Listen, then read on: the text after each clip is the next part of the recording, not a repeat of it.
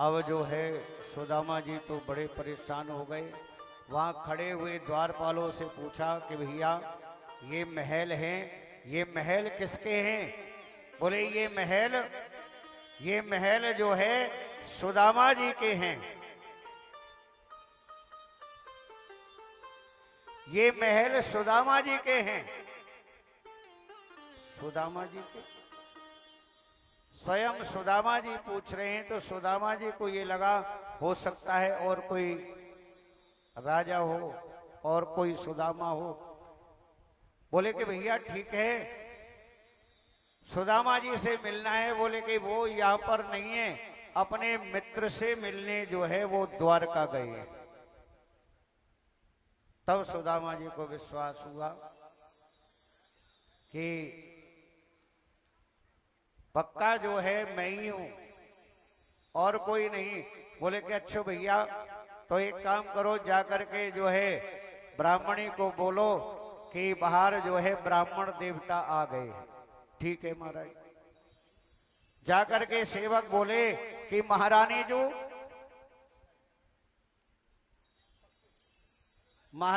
जो है ब्राह्मण देवता द्वार पर आ गए हैं।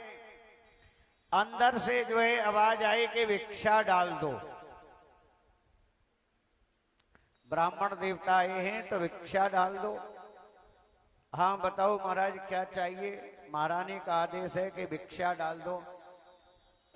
अरे भिक्षा वाले ब्राह्मण नहीं है, जाकर के बोलना ब्राह्मणी को तुम्हारे खासम खास आ गए।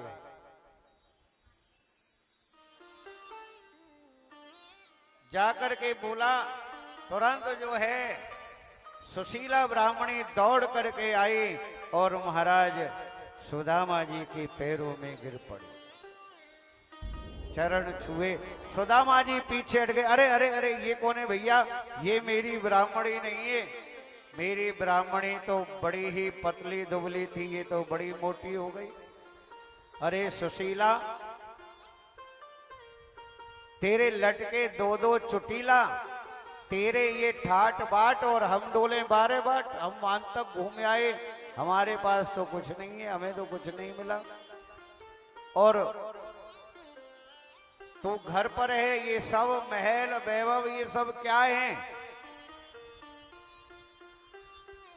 ये सब क्या है? बोले ये सब जो है द्वारकाधीश भगवान की कृपा है।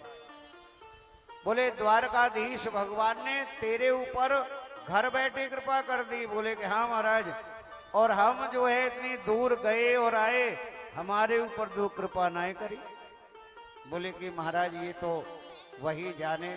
बोले कि अच्छा द्वारकाधीश भगवान है तो एक काम कर, द्वारकाधीश भगवान को बुला। बोले कि लो महाराज आंख बंद करो और एक क्षण जो है कीर्तन करो। मैं तो तेरे ही गुण गाऊं रे मुरलिया वाले श्याम, मैं तो तेरे ही गुण गाऊं मुरलिया वाले श्याम, मैं तो तेरे ही गुण गाऊं रे मुरलिया वाले श्याम, मैं तो तेरे ही गुण गाऊं मुरलिया वाले श्याम, मुरलिया वाले श्याम, बसुरिया वाले श्याम, मुरलिया वाले श्याम, बसुरिया वाले श्याम, मैं तो तेरे ही गुण गाऊं रे मुरलिया वाले श्याम, मैं तो तेरे ही गुण गाऊं रे मुरली। बोलो द्वारकाधीश भगवान की। प्रकट हो गए द्वारकाधीश भगवान। बोले कि लो महाराज। सुदामा जी बोले कि वारे कन्हैया, तेरी लीला तो बड़ी अजब है, बड़ी विचित्र है। अरे जो है ब्राह्मणी एक काम करो, जब मैं जो है द्वारका नगरी गया, जब द्वारकापुरी में गया था तो भैया कन्हैया ने मेरी बड़ी खातिरदारी करी। 56 भोग 3600 व्यंजन। एक काम करो, बोले कि हाँ महाराज, बोले कि देखो बढ़िया सुंदर सुंदर चांदी की रोटी बनाओ, सोने की दाल बनाओ और हीरा पन्ना जवाहरात से छोक लगाओ। अरे महाराज क्या बात कर रहे हो, ये कोई खाने के लिए थोड़ी है, खाने के लिए तो अन्न है, ये तो महाराज सब दिखाने के लिए है। बोले कि अच्छा जाओ तो मेरे भैया कृष्ण के लिए आप सुंदर सुंदर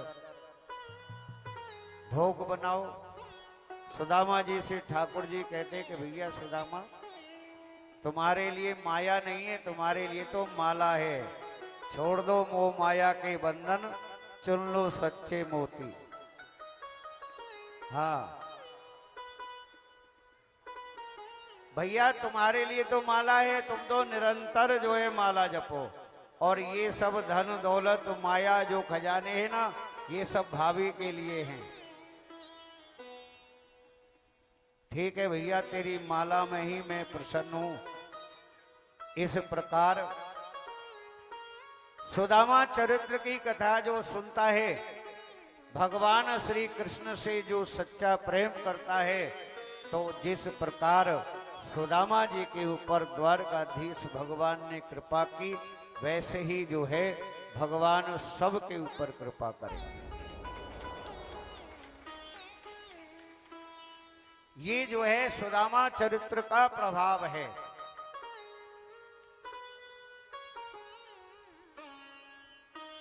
एक बार एक घर में एक बालक का जन्म हुआ। बालक का जन्म हुआ, प्रसन्नता होती है, खुशी होती है, लेकिन क्या था कि बालक वो खाए बहुत, बहुत खाए, खाता ही रहे। घर वाले बोले कि कितना खाता है, कुछ काम नहीं करता, किसी काम का नहीं है, पूरे दिन खाता ही रहता है। एक संत के पास पहुंचे कि महाराज कोई उपाय बताओ, ये बहुत खाता है। संत ने कहा कि अरे तुम्हारा क्या खाता है, जितना इसका खाता है उतना ही खाता है, इसके खाते में जितना लिखा है उतना ही तो खाएगा। अब जो शुगर हो जाती है, चीनी बंद हो जाती है, मीठा खाना बंद हो जाता है, क्यों होता है? क्योंकि आप लोगों का वो कोटा जल्दी खत्म हो जाता है। मीठा पहले बहुत ज्यादा खा जाते हैं, थोड़ा थोड़ा खाएंगे तो तभी तो आगे जो है काम आएगा। कोटा जल्दी खत्म हो गया, मीठा खाना बंद, अब आगे है ही नहीं तुम्हारी लिस्ट में मीठे का नाम। अब उस बालक, वो बालक बड़ा हो गया, कुछ नहीं करता था, परेशान होकर के घर वालों ने उसको घर से निकाल लिया, जा यहां से, कुछ करता नहीं है, बस खाता ही रहता है, कोई बात नहीं। अब पहुंच गया, जैसे ही नगर से बाहर निकला, एक बहुत सुंदर मंदिर देखा, और मंदिर के बाहर एक महंत जी अच्छे ही मोटे तगड़े और माला लिए हुए हाथ में राम राम राम राम राम राम राम। महंत जी को देखा, उस बालक ने नीचे से ऊपर तक, ये तो बड़े मोटे ताजे हैं, बहुत अच्छा खाने को इनको मिलता होगा। जाकर के फिर 2 4 5 जो है शिष्यों को भी देखा, बड़े मोटे ताजे शिष्य। महंत जी को जाकर के प्रणाम किया, खुश रहो। बोले कि महाराज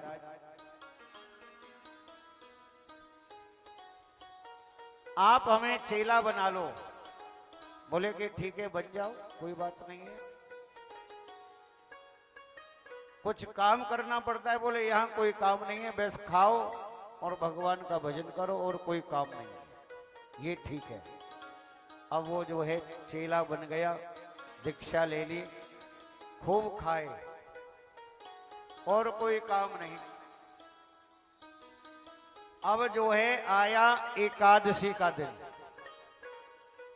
जब एकादशी का दिन, तो कहीं पर भी चूल्हे भंडारे सब बंद, एकादशी व्रत है।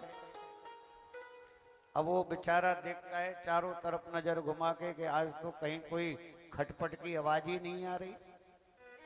जाकर के महाराज जी के पास पूछा कि महाराज जी क्या बात है, आज तो सभी चौके चूल्हे बंद पड़े हुए हैं। बोले कि तुम्हें नहीं पता? मुझे नहीं पता महाराज, आज एकादशी है और एकादशी को यहाँ पर भोजन नहीं बनता, सब व्रत करते हैं। अरे महाराज, आपने पहले तो ये बात नहीं बताई। कोई बात नहीं है, अब बता दी। क्या करना होता है? बोले आज जो है किसी को भोजन नहीं मिलेगा, आज सब एकादशी का व्रत करेंगे, कल जो है दूसरे दिन जा करके भोजन मिलेगा। अब वो हाथ जोड़ करके बोला, गुरुजी यदि आज मैंने एकादशी रख ली तो मैं तो द्वादशी देख ही नहीं पाऊंगा। गुरुजी बोले कि इतनी भूख लगती है, इतना खाता है? बोले कि बस गुरुजी पूछो मत, कृपा करो मेरे ऊपर, इन सब से एकादशी व्रत करा लो लेकिन मुझे छोड़ दो। बोले ठीक है, कुछ सोचते हैं। जाओ भंडार में जाओ और तुम सामग्री ले लो। खाना बनाना जानते हो? गुरुजी बनाऊंगा, क्योंकि मरता क्या नहीं करता, बनाऊंगा। ठीक है, आश्रम से जो है बाहर जाकर के नदी के किनारे किसी वृक्ष के नीचे भोजन बनाना और एक काम करना, क्या भगवान का भोग जरूर लगाना, बिना भोग के मत खाना। ठीक है गुरुजी। अब जो है भंडार से सामग्री लेकर के चल दिया, भोजन बनाया और तैयार किया और भगवान से अब जो है, क्योंकि गुरुजी ने कहा है भगवान को भोग लगाना है, अब उसको क्या पता, उसको तो यही था कि भगवान आएंगे भोजन करके चले जाएंगे। अब जो है भगवान को भोजन के लिए वह बुलाने लगा, भगवान श्री राम से प्रार्थना करने लगा, आओ आओ राम जी, आओ आओ राम जी, मेरे भोजन का भोग लगाओ जी। आओ आओ राम जी, आओ आओ राम जी, मेरे भोजन का भोग लगाओ जी। आओ आओ राम जी, आओ आओ राम जी, मेरे भोजन का भोग लगाओ जी। आओ आओ राम जी, आओ आओ राम जी, मेरे भोजन का भोग लगाओ जी। अरे आचमनी ना अर्घ आरती यहाँ पे रूखा सूखा, आचमनी ना अर्घ आरती यहाँ पे रूखा सूखा, आचमनी ना अर्घ आरती यहाँ पे रूखा सूखा, आचमनी ना अर्घ आरती यहाँ पे रूखा सूखा। ठंडा पानी नदी का पी के खाओ सूखा सूखा, ठंडा पानी नदी का पी के खाओ रूखा सूखा। आओ आओ राम जी, आओ आओ राम जी, मेरे भोजन का भोग लगाओ जी। आओ आओ राम जी, आओ आओ राम जी, मेरे भोजन का भोग लगाओ। जब इस प्रकार उसने प्रार्थना की तो वहां पर कोई नहीं आया। अब वो बोला कि महाराज जो भी है, जैसा भी है, रूखा सूखा है, मैं जानता हूँ मंदिर में आपके जो है तरह तरह के भोग लगते हैं, यहाँ ऐसा कुछ नहीं है, जो भी रूखा सूखा है ये खाओ और नदी का पानी पियो बस। और यदि आप सोच रहे होंगे कि मंदिर में, आज मंदिर में कुछ नहीं मिलेगा, वहां तो एकादशी है, मैं ही मंदिर से आ गया, तुम भी भूखे रह जाओगे। जब जो है भक्त का ऐसा भाव देखा तो भगवान सिया राम जी प्रकट हो गए। अब जो है उसने देखा दो दो, महाराज ये कौन है? अरे ये हमारी धर्म पत्नी है। अच्छा, भगवान की पत्नी भी है। अब तो वो बोला बेचारा कि क्या मिलेगा मुझे? कुछ नहीं मिलेगा, यही खा जाएंगे दोनों। इतना ही तो बनाया है, ठीक है।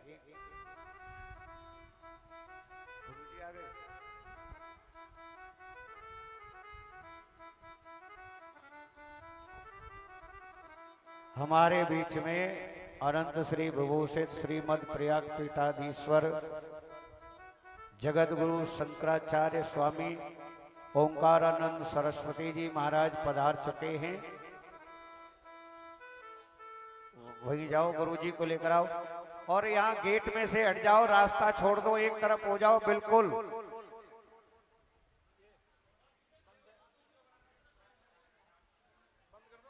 बड़ी आसानी से आप लोगों को दर्शन हो रहे हैं, तो ये मत समझना कि ऐसे ही है। हाँ, बड़ा ही आप लोगों का सौभाग्य है जो यहाँ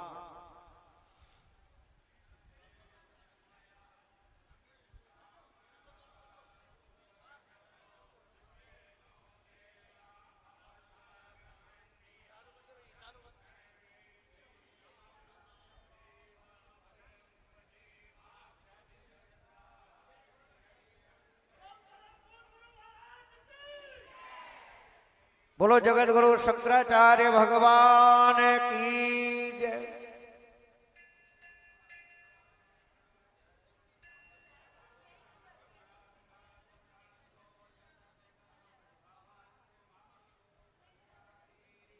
अब बैठ जाइए सभी, आराम से अपने अपने स्थान पर बैठ जाइए, सभी बैठ जाइए और थोड़े थोड़े पीछे हटके आगे जो है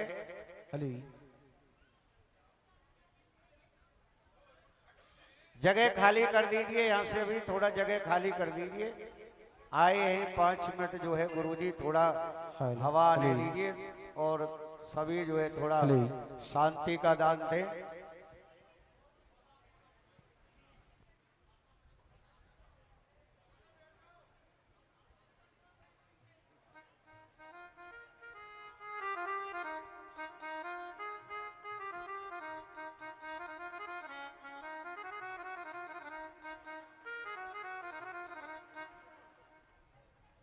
लीला करते हैं और अनेक लीला करके जो है संतों का, भक्तों का, संसार के प्राणियों का, संसार के जीवों का जो है भगवान उद्धार करते हैं। ये भगवान की लीला का प्रभाव है।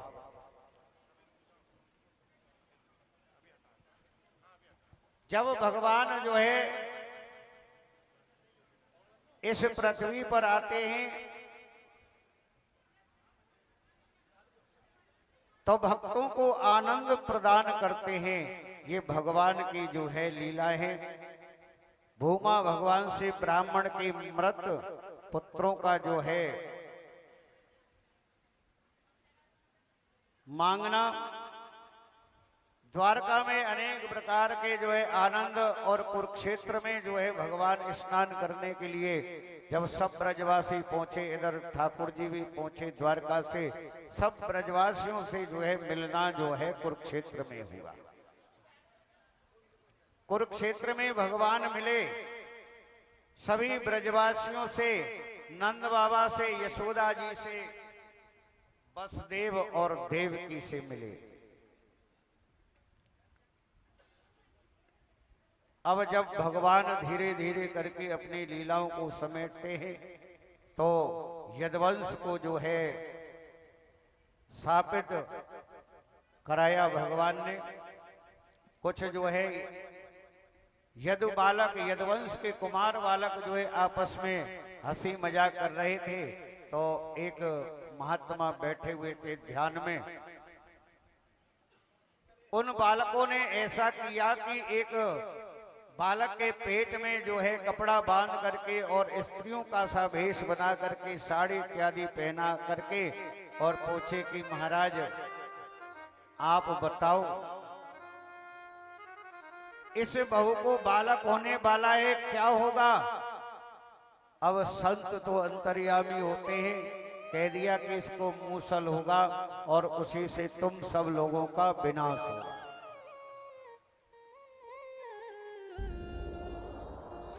तुम सबका जो है विनाश होगा, क्योंकि ये श्राप लगा और कलयुग में भगवान की प्राप्ति के लिए जो आसान और बड़ाई सुगम मार्ग बताया, मुकबाहुरो देव्यः पुरस्याः श्रमेशा। क्योंकि वासना का समन होने से भगवान का भजन नहीं हो पाता है। जब तक हमारे मन से ये वासना समाप्त नहीं होगी, ये तृष्णा समाप्त नहीं होगी, तब तक जो है हम भगवान की भक्ति, भगवान का भजन नहीं कर पाएंगे।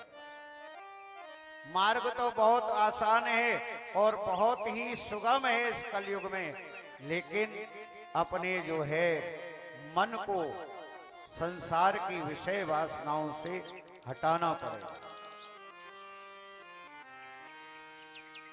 अनेक प्रकार की लीलाएं भगवान ने की इस पृथ्वी पर आकर के, भक्तों को सुख दिया, भक्तों को आनंद दिया। गुरु एवं अपने देह से शिक्षा ग्रहण करने वाले उद्धव जी को भी ज्ञान उपदेश कराया, ज्ञान उपदेश दिया उद्धव जी को। तो उद्धव जी भी बंध मुक्त और भक्त के लक्षण और इन लक्षणों का वर्णन जीव जो है मैं कहता है तो बंधन में बंध जाता है। मेरा है, ये बंधन में जीव बंध जाता है, मेरा नहीं है तो जीव बंधन से मुक्त हो जाता है। केवल ये दो ही शब्द हैं इस जीव के बंधन और जो मोक्ष के कारण बनते हैं। क्योंकि जब जब हम अपने आप को इस सृष्टि का, इस धरती का, घर का मालिक समझने लगते हैं, तो तब हम जो है अनेक प्रकार के बंधनों में बंध जाते हैं। भगवान के सत्संग की महिमा, साधुओं के सत्संग की महिमा, साधुओं की संगति की महिमा, ये ऐसे ही प्राप्त नहीं हो जाती है। कहते हैं ना, संत समागम हरि कथा तुलसी दुर्लभ दोय, सुत दारा और लक्ष्मी पापी के घर भी होय। जैसे आज आप लोगों का जो है बड़ा ही धन्य और सौभाग्य का दिन है। भगवान कृष्ण का जो है सत्संग, भगवान श्री कृष्ण की कथा, और जो है आज जो है ऐसे महान और दिव्य जो है संतों के दर्शन। वैसे आप कभी कल्पना करेंगे तो ये कृपा इतनी जल्दी नहीं होगी। ये सब ठाकुर जी की कृपा है, श्रीमद् भागवत की कृपा है, जो आप घर बैठे और ऐसे दिव्य संतों के दर्शन आप लोगों को प्राप्त हो रहे हैं। और इससे बड़ी कृपा ठाकुर जी क्या करें। और यदि अब भी जो है आपने अपने जीवन को नहीं बनाया, अपने जीवन के ऊपर जो है इस सत्संग का रंग नहीं चढ़ाया, तो फिर जो है आपका जीवन बेकार है, आपका जीवन निरर्थक है, आपके जीवन की कोई भी सार्थकता नहीं है, कोई भी सार्थकता नहीं है। भगवान अपनी लीलाओं को समेट करके और इस लोक को छोड़ करके अपने लोक को प्राप्त हुए। महाराज परीक्षित जो है इतनी दिव्य कथाएं सुनी। अब परीक्षित बोले कि कहाँ, कौन परीक्षित, कैसा परीक्षित। ऐसी भगवान की लीला सुन सुन करके ऐसा ज्ञान प्राप्त हुआ महाराज राजा परीक्षित को कि अपने जो है ध्यान में जब बैठे तो अपने इस शरीर, अपने आत्मा के द्वारा ब्रह्म रंध्र से होकर के भगवान के परम धाम को पहुंच गए। अब तक्षक काट ले उनके शरीर को, और ऐसा ही हुआ। तक्षक के काटने से महाराज परीक्षित की मृत्यु नहीं हुई। महाराज परीक्षित तो पहले ही स्वधाम प्रस्थान कर गए। परीक्षित ने तो, तक्षक ने तो आकर के केवल इस शरीर को भस्म किया है। महाराज जन्मेजय ने जो है सर्प यज्ञ किया तक्षक को मारने के लिए। अब तक्षक जो है जाकर के इंद्र के सिंहासन से लिपट गया और फिर ब्राह्मणों से कहा, महाराज जन्मेजय ने क्या कर रहे हो? तक्षक अभी तक नहीं आया कि महाराज इंद्र के सिंहासन से लिपटा हुआ है।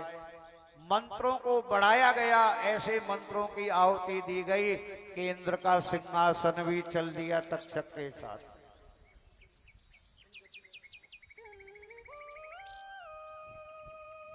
भगवान की पूजा विधि वर्णन ये सब जो है भगवान की लीला है। महाराज जन्मेजय को मुनियों ने समझाया कि छोड़ो, जो होना था वो हो गया। अब जो है इन निर्दोष जीवों को मारने से क्या फायदा है? भक्ति मार्ग, ज्ञान मार्ग, कर्म योग, ये सब जो है भगवान की कृपा से ही जीव को मिलता है। जैसे आज आप सब लोगों के ऊपर ठाकुर जी की कृपा हुई है, तो आपने जो है भागवत कथा श्रवण की और जो है पूरे लगन के साथ, तन मन के साथ जो है आपने 7 दिन तक भगवान की कथा श्रवण की है। तो जब इतने सुंदर चरित्रों का आपने श्रवण किया है, भगवान की जो है लीलाओं का श्रवण किया है, तो ये समझो कि भगवान आपको जो है उसका फल अवश्य देंगे। आपको फल मिला कि नहीं मिला? अभी भी शंका में। भगवान का फल आपको मिला, जो संतों के दर्शन हो रहे हैं। कथा विश्राम के समय आपको जो है ऐसे संतों के दर्शन प्राप्त हो रहे हैं। ये जो है केवल और केवल भागवत कथा का फल है, जो ठाकुर जी ने आपको दिया। यम ब्रह्मा वरुण रुद्र मरुतः स्तुन्वन्ति दिव्य स्तवै वैर्देहि सांग पद क्रमोपनिषदै गायन्ति या सामगा ध्यानावस्थिता तद्गतेन मनसा वसन्ति यं योगिनो यस्यान्तं न विदु सुरसुरगणः देवाय तस्मै नमः। सूजी ने कहा कि महाराज सब ब्रह्मा रुद्र मरुदगण इत्यादि इन सब ने जो है दिव्य स्तोत्रों के द्वारा स्तुति की। तो अब में जो है आप लोगों ने 7 दिन तक जो है भगवान की कथा श्रवण की। ठाकुर जी की इच्छा से आपको श्रवण कराई गई। अब जो जो आपने 7 दिन में सुना है वो आप मुझे सुना दीजिए।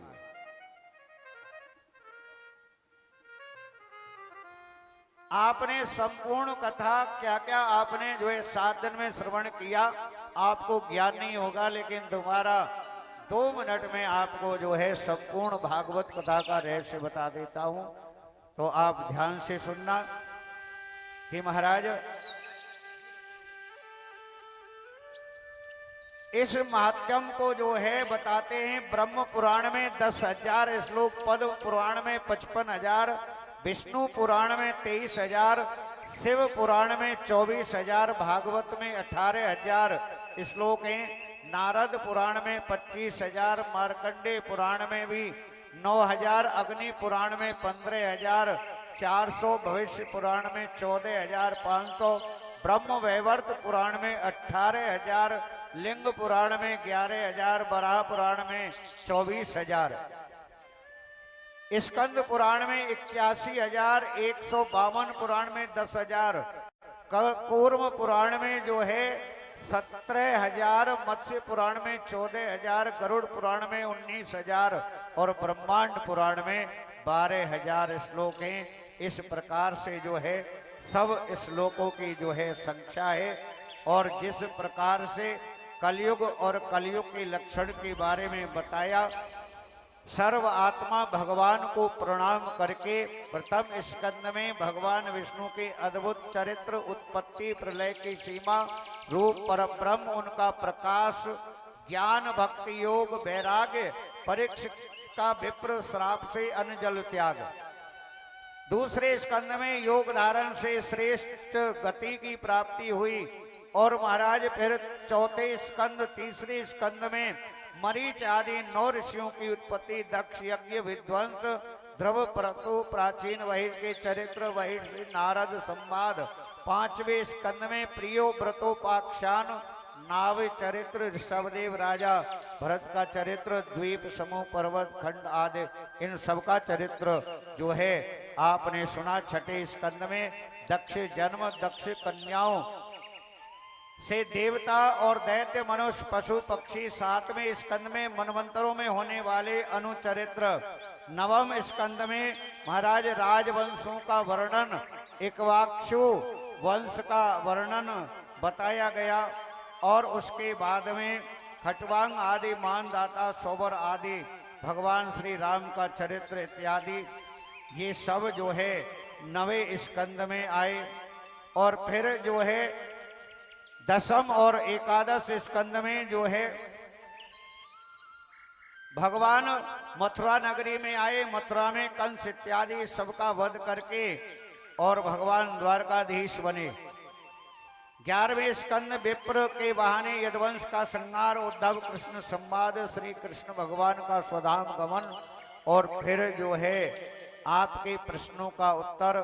12वें जो है स्कंद में भगवान कलयुग में मनुष्यों की कुमति, 4 प्रकार का प्रलय, परीक्षित का शरीर त्याग, वेदों का विस्तार, मार्कंडे चरित्र, 12 सूर्यों का व्यू आदि वर्णित हुआ।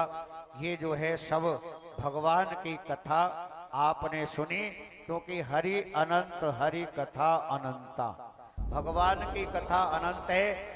और जैसे भी जिस प्रकार से भी जितनी जो है भगवान ने, प्रभु ने, जितना गुरुओं का आशीर्वाद मुझे प्राप्त हुआ, उतनी जो है श्रीमद् भागवत की कथा 7 दिन आप लोगों को सुनाई। मेरी इसमें कोई बड़ाई नहीं है। आप यहाँ पर आए ठाकुर जी की इच्छा से, कथा यहाँ पर हुई ठाकुर जी की इच्छा से। ये जितना भी सब वैभव यहाँ पर हो रहा है, ये सब जो है ठाकुर जी की इच्छा से। इसीलिए कभी भी अपने ऊपर अभिमान मत करना। मूरख बंदे क्या है जग में तेरा, ओ मूरख बंदे क्या है जग में तेरा। ये तो सब झूठा सपना है, ये तो सब झूठा सपना है। कुछ तेरा ना मेरा मूरख बंदे क्या है जग में तेरा, हो मूरख बंदे क्या है जग में तेरा।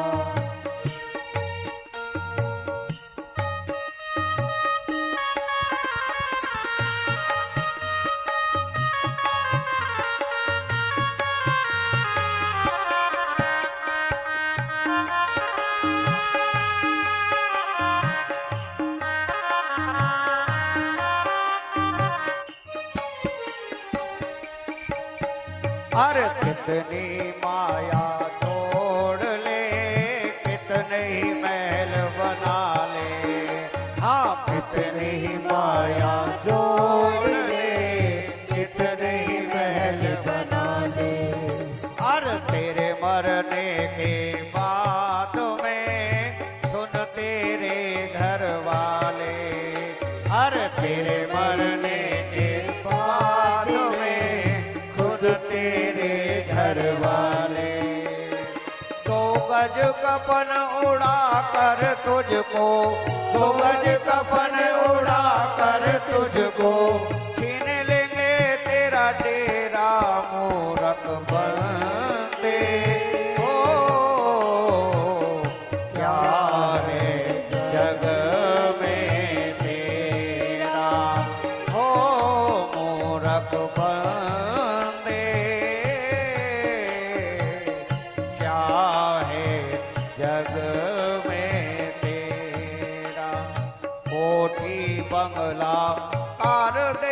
तू क्यों इतना इतराता है।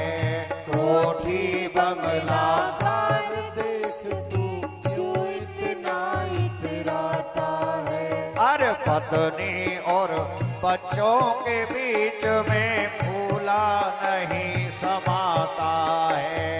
पत्नी और बच्चों के बीच में फूला नहीं समाता है। ये तो 4 दिनों की चांदनी है, ये तो 4 दिनों की चांदनी है, और फिर आएगा अंधेरा मूरख बंदे। ओ क्या है जग में तेरा, ओ मूरख बंदे क्या है जग में तेरा। अरे पाप कमाया तूने बहुत, अब थोड़ा धर्म कमा ले। पाप कमाया तूने बहुत, अब थोड़ा धर्म कमा ले। अरे अपनी मुक्ति के कारण तू राम नाम गुण गा ले। हाँ, अपनी मुक्ति के कारण तू राम नाम गुण गा ले। राम नाम से मिट जाएगा, राम नाम से मिट जाएगा जन्म मरण का फेरा मूरख बंदे। क्या है जग में तेरा, ओ मूरख बंदे क्या है जग में तेरा। अरे राधे राधे गोविंद गोविंद राधे राधे राधे गोविंद गोविंद राधे राधे राधे गोविंद गोविंद राधे राधे राधे गोविंद गोविंद राधे गोविंद राधे गोपाल राधे गोविंद राधे गोपाल राधे राधे राधे गोविंद गोविंद राधे राधे राधे गोविंद गोविंद राधे राधे राधे गोविंद गोविंद राधे राधे राधे गोविंद गोविंद राधे। जय जय श्री राधे, जय जय श्री राधे, जय जय श्री राधे श्याम। श्रीमद्भागवत महापुराण की जय श्री वेदव्यासी भगवान की जय श्री सुखदेव जी महाराज की जय श्री वृंदावन बिहारी लाल की जय बोलो राजा रामचंद्र भगवान की जय बोलो गिरिराज धरण की जय बोलो बाल कृष्ण भगवान की जय बोलो सदगुरु भगवान की जय बोलो आदि शंकराचार्य भगवान की जय हर हर महादेव, हर हर महादेव, हर हर महादेव।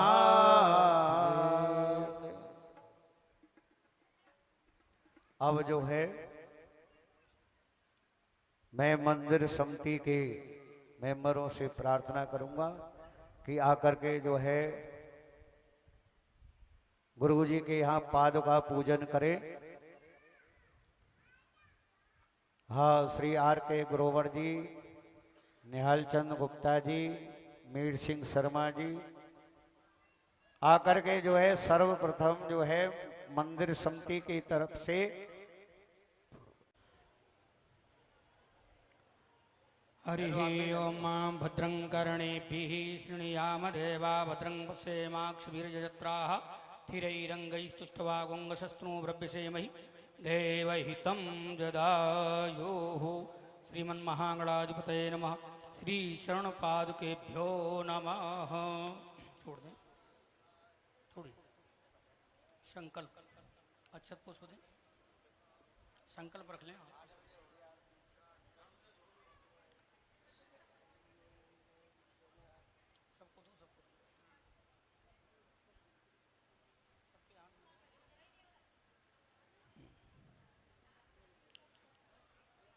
ओम नमः परमात्मने पुराण पुरुषोत्तमस्य विष्णुराज्ञः प्रवर्तमानस्य ब्राह्मणोन्दुदीवरार्धेशी श्वेतवाराः कल्पे वैवस्वतमन्त्रेष्टाविंशत्तमे कलियुगे कल्पप्रथम किरणे जम्बूद्वीपे वर्तखण्डे आर्यावर्तैकदेशान्तर्गतपुण्यक्षेत्रे इन्दप्रस्थनां नगरे मासानां मासोत्तमे मासे शुभे श्रावणमासे शुक्लपक्षे एकादशम्यां शुभपुण्यतिथौ शनिवासरविदायाम् अमुक अमुक गोत्रोत्पन्ना अपना अपना गोत्र श्री आदिदेव शंभु।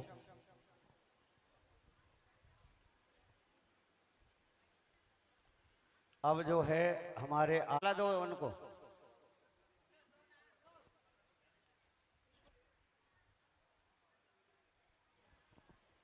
ओम गुरुर्ब्रह्मा गुरुर्विष्णु गुरुर्देवो महेश्वर गुरु साक्षात् परब्रह्म तस्मै श्री गुरवे नमः।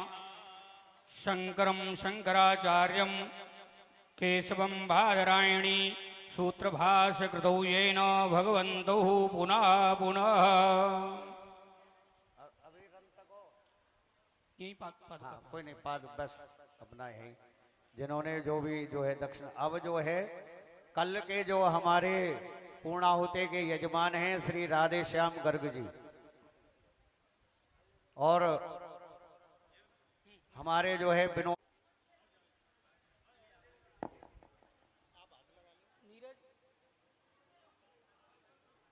राजेश गुप्ता जी महाराज जी के जो है हस्त कमलों से जो है श्रीमद् भागवत कथा का स्मृति चिन्ह प्राप्त करें।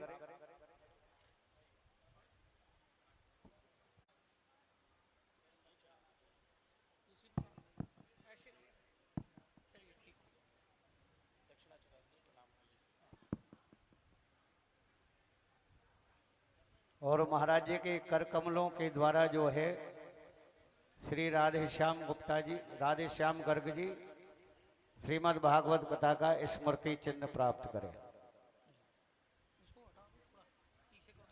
हर हर महादेव।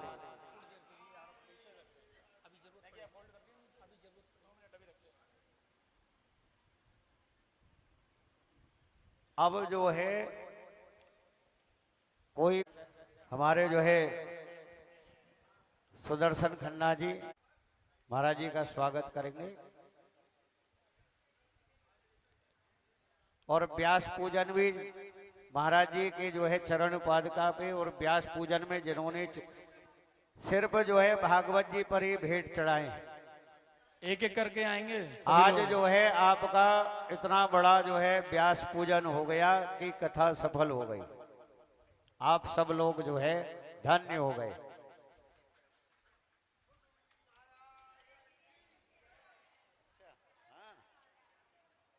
निकाल के क्यों ना देखो आप लोग जो है बस 2 मिनट का टाइम है और गुरुजी से आशीर्वचन लीजिए। बैठ जाइए बैठ जाइए रोको यहाँ से सबको अब मत आने दो किसी को। बैठ जाओ। चलिए ठीक है हो गया समय समाप्त हो गया बाद में फिर चढ़ा। पीछे चलिए सभी लोग भैया पीछे चलिए।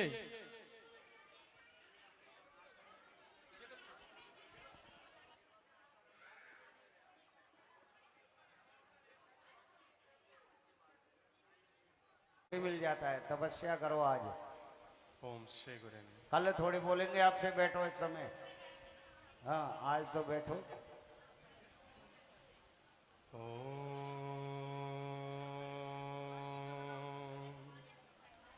त्रिवेणी माधवं सोमं भरद्वाजं च वासुकिं वन्दे अक्षयवटं शेषं प्रयागं तीर्थनायकम्। ॐ तीर्थराजाय ते नमः। अखण्डमण्डलाकारं व्याप्तं येन चराचरं तत्पदं दर्शितं येन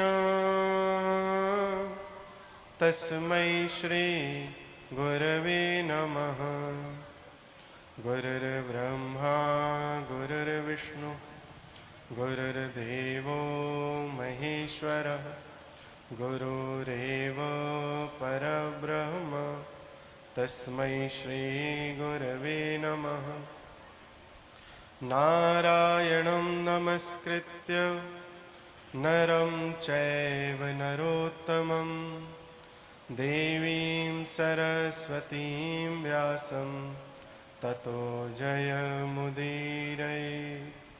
सच्चिदानन्दरूपाय विश्वोत्पत्त्यादिहेतवे तापत्रयविनाशाय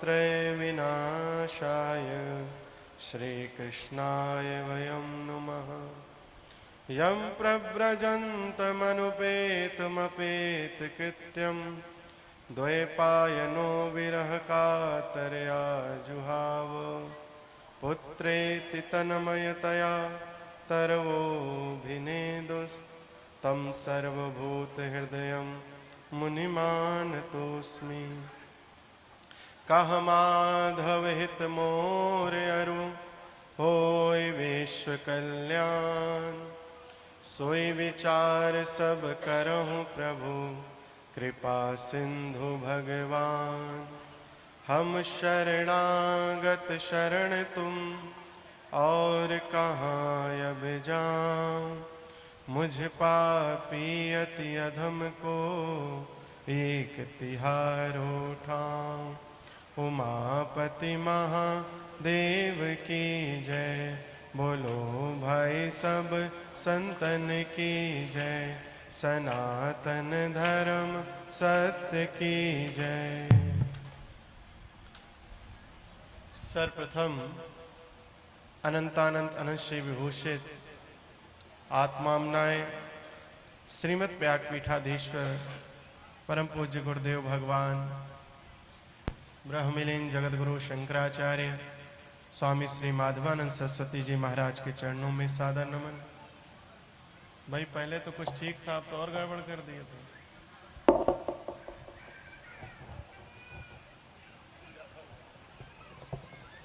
ऐसी चीजों को दूर ही रखना चाहिए।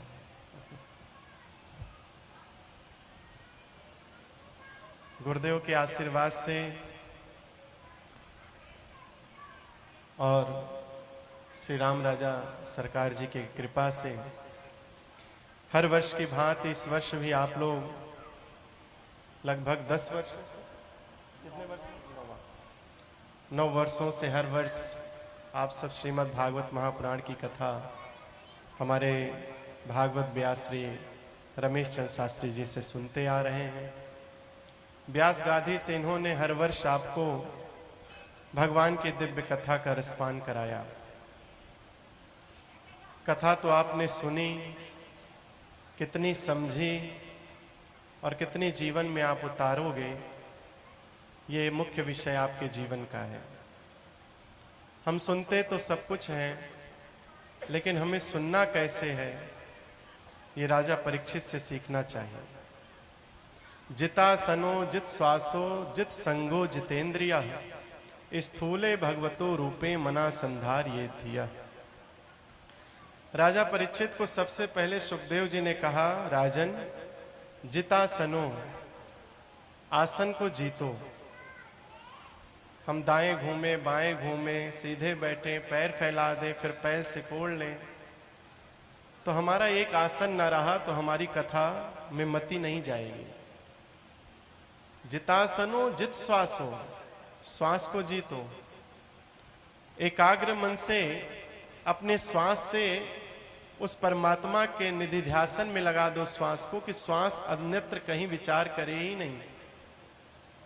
जित संगो जितेंद्रिया, और अपने संग को, अपने इंद्रियों को उस पर विजय प्राप्त करो कि वह तुम्हें भूख प्यास आदि जो विषय हैं उनमें कहीं लगाने न लगे। तो जब हम इस विचार से, इस प्रकार से जब कथा का श्रवण करते हैं तो हमारा सुनना भगवान तक हमें पहुंचा देता। श्रवणतः श्रद्धया नित्यम गृणतश्च स्वचेष्टितम कालेन नाति दीर्घेन भगवान विस्ते हृदय। जब हम भगवान में सच्ची श्रद्धा से उनकी कथा को सुनते हैं तो भगवान क्षण मात्र नहीं लगाते और हमारे हृदय में आकर विराजमान हो जाते हैं। शृणुतः श्रद्धया नित्यम गृणतश्च स्वचेष्टितम कालेन नाति दीर्घेण भगवान विशते हृदय। और जब हृदय में बैठते हैं तो प्रविष्टः कर्णंधेन स्वानाम भव सरोरुहम धुनोति शमलम कृष्ण सलिलस्य यथा सरत। जैसे कीचड़ को मिटाने वाली जब वर्षा आती है तो उसकी वर्षा के बूंदों से, उसके जल से पूरा कीचड़ मिट जाता है, ऐसे हमारे हृदय का गदलापन, हमारे हृदय का कीचड़ जब भगवान की कथा श्रवण करते हैं तो वह उस गदलेपन को मिटा करके धो बहा देती है और भगवान के योग्य बना देती है। और हमने अगर उस कथा में श्रद्धा न रखी, भाई हमने तो कई बार सुना है, हमने तो बहुत बार सुन लिया है, नहीं, सदा सेव्या श्रीमद् भागवती कथा बार बार सुनो। क्यों? मुहुर्हो रस का भूवि भाव का। जो भावुक लोग हैं, जो भगवान से प्रेम करते हैं, उनके लिए ये बार बार सुनने का ही आनंद है। और हमें अगर वो आनंद प्राप्त करना है तो हमें कथा से नित प्रीत रखनी पड़ेगी। जिस तरह हमारी भगवान में प्रीति है, अगर हमारी उनकी कथा में प्रीति ना हुई तो हमारे लिए वह अधूरा भगवान के प्रति श्रद्धा और भगवान के प्रति उनकी सेवा का कार्य हो जाएगा। हमारे रमेश जी ने पूर्व हमारे पीठ के आचार्य पद पर विराजमान हमारे पूज्य गुरुदेव भगवान ब्रह्मलीन जगतगुरु शंकराचार्य स्वामी माधवानंद सरस्वती जी महाराज से आज से लगभग 23 वर्ष पूर्व, 25 वर्ष पूर्व इन्होंने गुरुदेव का दर्शन किया। और यहाँ पर ही एक पार्क है आपके नज़दीक, जिसमें सुदर्शन खन्ना जी ने गुरुदेव जी का एक बहुत बड़ा कार्यक्रम राम कथा का कराया था। उस समय जो यहाँ के पुरुष लोग, माताएं हैं, उन्होंने हमारे गुरुदेव को सुना होगा। कौन कौन सुना है? हाथ उठाओ भाई। 2-4 हैं? अच्छा हैं, अच्छा आप भी, बहुत सुंदर। तो गुरु जी की नित्य राम कथा हो रही थी, आप सब लोगों ने उनका श्रवण किया, दर्शन किया। पूज्य गुरुदेव की कृपा रही, उनकी परंपरा में हमें ऐसा आशीर्वाद उनके द्वारा प्राप्त हुआ गद्दी का। हमारे रमेश जी ने 2-3 वर्ष से हर वर्ष एक बार चिंतन करते रहे कि गुरुदेव को बुलाना है, जो पीठ पर आसीन है, एक बार बुलाना है। अब की इन्होंने कहा गुरु जी अब की आना ही आना है, तो पहले से भी सूचना इन्होंने कर ली थी। इस समय हम लोग का चातुर्मास चलता है। हम लोग चातुर्मास का व्रत जब लेते हैं तो गंगा यमुना नदियों को कभी पार करके क्षेत्र का उल्लंघन नहीं करते हैं। तो दिल्ली, इस वर्ष हमें दिल्ली में ही चातुर्मास करना था। तो बल्कि हमारे कोई शिष्य अभी मिले तो कहे गुरुजी दाढ़ी क्यों बढ़ा रखे हो? हमने कहा वो चातुर्मास चल रहा है, चातुर्मास में छौर कर्म नहीं कराते हैं, नाखून नहीं काटते हैं, ये सब हमारे चातुर्मास के नियम हैं। और चातुर्मास सिर्फ सन्यासी के लिए नहीं होता है, गृहस्थों के लिए भी होता है। गृहस्थों को भी इन चातुर्मास के नियम को धारण करना चाहिए, जो जिसका नियम हो। अभी तो भागवत की कथा में बहुत सारे नियम आप लोगों ने सुने, लेकिन क्या नियम आपके जीवन में आपको भगवान की सच्ची श्रद्धा प्राप्त कराए, वो नियम आपके जीवन में अवश्य आना चाहिए। और वो सबसे सरल नियम है भगवान का नाम का जप। अगर आपने बहुत सारे पाप भी किए हैं तो अजामिल की तरह मात्र नारायण नाम कह देने से जैसे वो मुक्त हो गया, जैसे धुंधकारी भगवान के दिव्य नाम की रसमयी इस कथा को, भागवत को सुनकर के मुक्त हो गया, जैसे न जाने कितने पापियों का उद्धार इस भागवत के दर्शन और श्रवण से हो गया। तेनेयम वांगमयी मूर्ति प्रत्यक्षा वर्तते हरे सेवनाक श्रवणात् पाठात् दर्शनात् पापनाशनी। ये श्रीमद् भागवत महापुराण साक्षात भगवान की दिव्य मूर्ति है। भगवान ठाकुर जी साक्षात इसमें विराजमान है। इसको श्रवण करना, इसका दर्शन करना, इसका स्पर्श कर लेने मात्र से हमारे जन्मों जन्मों के पाप नष्ट हो जाते हैं। और वैसे भी कहते हैं भागवत सुनता ही वही है जन्मांतरे भवेत पुण्यम तदा भागवतम लभेत। जो कई जन्मों का पुण्य एकत्रित होता है उसको प्राप्त होती है भागवत की कथा। लेकिन आपने भागवत की कथा तो सुनी और उसका मनन ना किया। श्रवणम कीर्तनम मननम, श्रवण करे और आपने उसका कीर्तन न किया, गाया नहीं उस गाथा को, आपने घर में जाकर उसका मनन नहीं किया,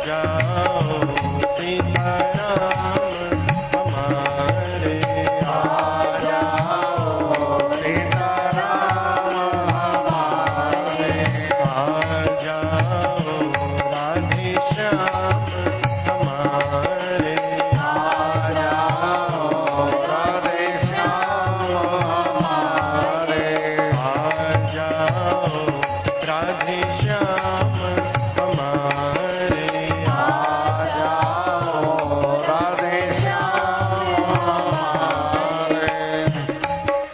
बोले सियावर रामचंद्र भगवान की जय, बोले राधा माधव सरकार की जय, बोले उमापति महादेव की जय।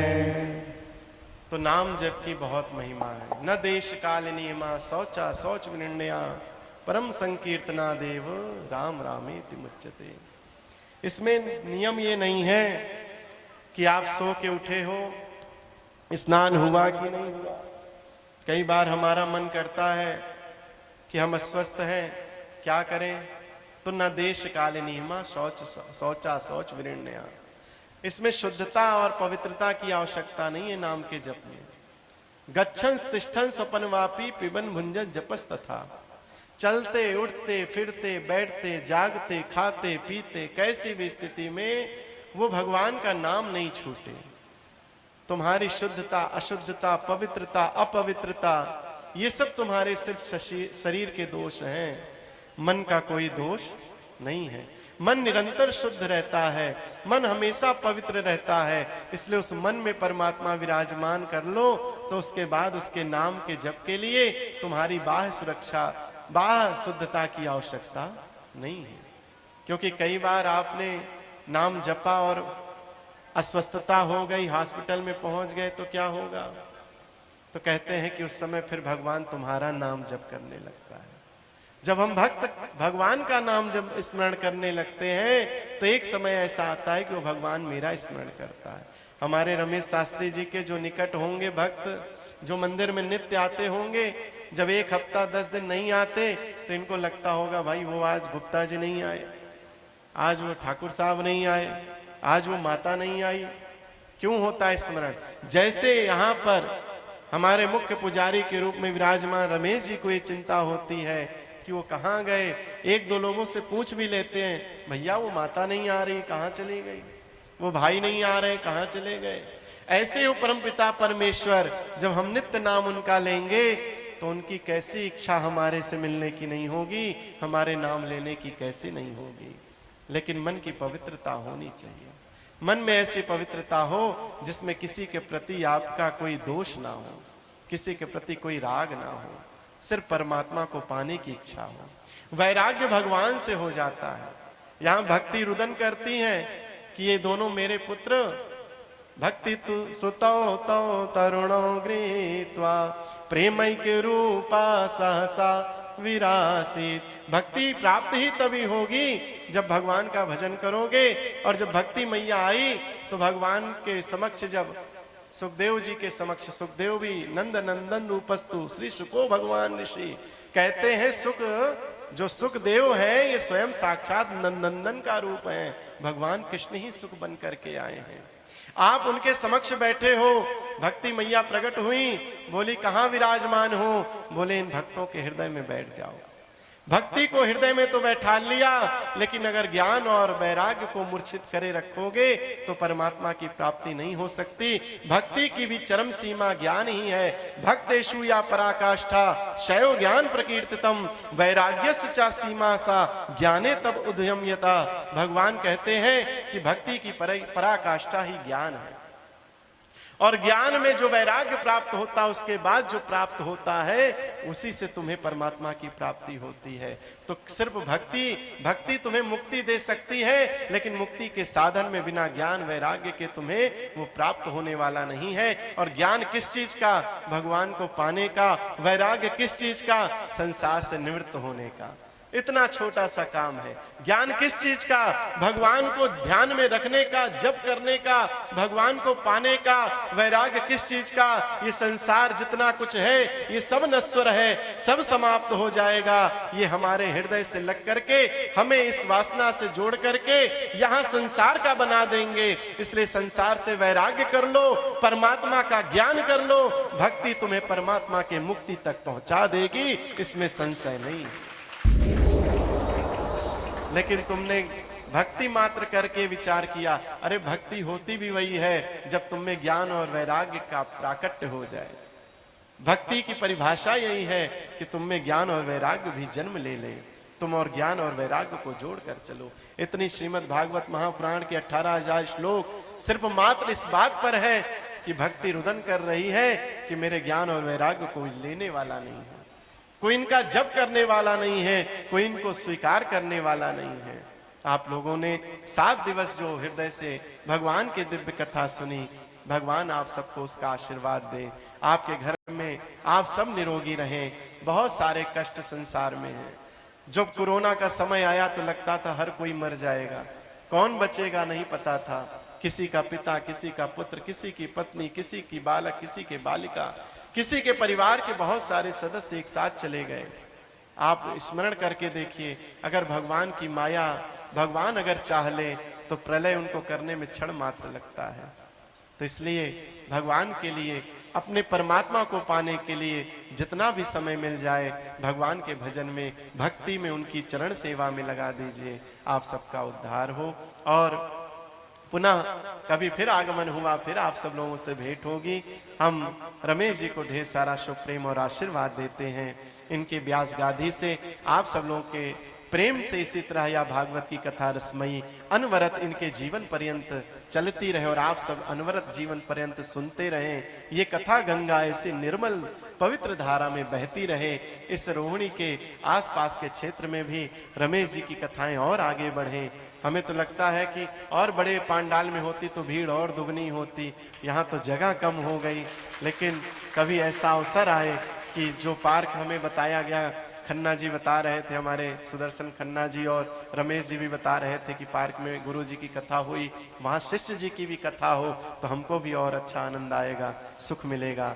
आप सब लोग प्रयास करें, धर्म को करते रहें, सत्कर्म करते रहें, क्योंकि सत्कर्म वही है जो ज्ञान यज्ञ है ना।